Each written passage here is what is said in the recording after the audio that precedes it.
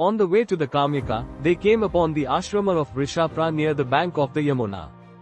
There, they spent some time, and one day while Bhima was hunting in the forest, he came face to face with a huge serpent. As Bhima approached the serpent, the huge snake immediately seized Bhimasena in his grip. He began to coil around the body of Bhimasena, and although the son of Kunti had the strength of 10,000 elephants, he could do nothing, for the serpent had received a benediction that whatever came into its grip became powerless. Bhima tried to free himself from the grasp of the snake, but it was no use. Meanwhile, Yudhisthira saw that there were many evil omens manifest, and he inquired about Bhimasena's welfare. When he heard that Bhima had gone hunting in the forest, he ordered Partha to stay with Draupadi, and Nakula and Sahadeva to guard the Brahmanas. He, along with Dhaumya, set out to find Bhima. As they traveled through the forest, they saw Bhima's path, which was marked with toppled trees, dead lions and other furious dead animals. As they searched, they saw Bhima lying motionless, and wrapped in the coils of a serpent. Yudhisthira anxiously questioned Bhima, "O son of Kunti, how did you come upon this misfortune? Who is this serpent who appears like a mountain?" Bhima replied, "This mighty serpent has caught me for his food. He is the royal sage Nahusha living in the form of a serpent." Yudhisthira then requested the serpent, "O great personality, please release my brother, and I will give you some other food to satisfy your belly. Please tell me who you are, and how you have come to accept this form." "O sinless one," the serpent replied, "I am one of your previous ancestors, the son of Ayu and fifth in descendant from the moon.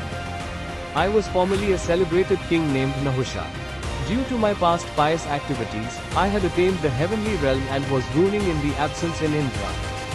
However, I offended the Brahmanas, and they cursed me to take this form. They said I would be delivered from this curse when the intelligent Yudhisthira answers my questions. You may ask any question that you like," Yudhisthira replied. The serpent began to ask questions, and Yudhisthira answered them to the satisfaction of the serpent. The serpent then released Bhima, and Nahusha again took his form as a demigod.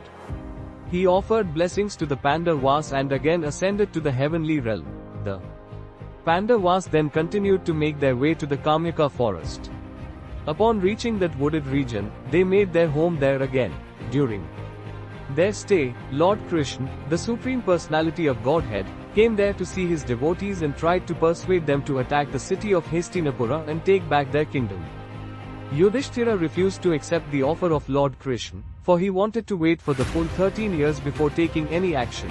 It so happened that a certain Brahmana came to Dhritarashtra and related to him the experiences the Pandavas had while in the forest.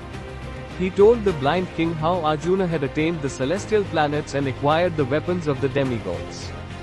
Dhritarashtra was very much aggrieved to hear all that had taken place, for he knew at the end of the 13th year, his sons and relatives would be killed in a great battle. Shakuni happened to be listening to the conversation between the Brahmana and the king. Shakuni then told Duryodhana and Karna what benedictions Arjuna had received, and together they made a wicked plan. They decided to go to the forest of Dvaitwana, which was in the Kamyaka forest, on the plea of inspecting the cows. Upon seeing the Pandavas dressed in rags, they would laugh at their misfortune and thus humiliate them.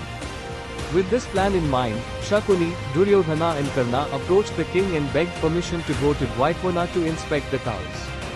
The king gave permission, and thus the evil trio began their journey.